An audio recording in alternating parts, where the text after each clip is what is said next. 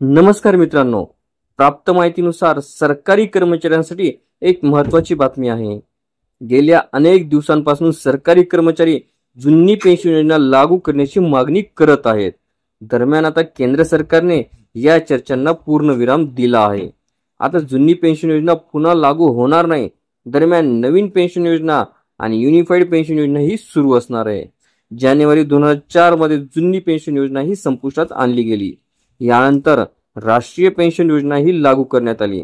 यामध्ये कर्मचाऱ्यांच्या पगारातून एक ठराविक रक्कम जमा केली जाते। यामध्ये सरकार आणि कर्मचाऱ्यांच्या दोघांच्या पगारातून पैसे जमा केले जातात।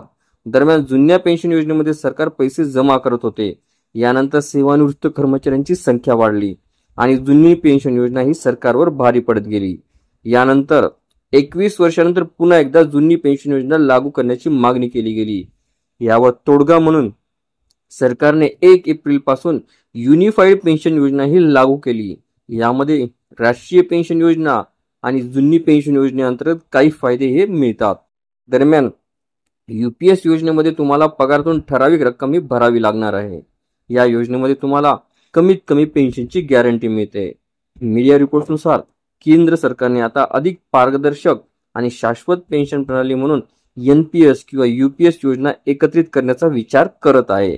यूपीएस आणि एनपीएस सारखीच गुंतवणूक कायम असेल, परंतु कर्मचाऱ्यांना किमान पेन्शन देता येईल, ज्यामुळे निवृत्तीनंतर तुम्हाला स्थिर उत्पन्न मिळेल।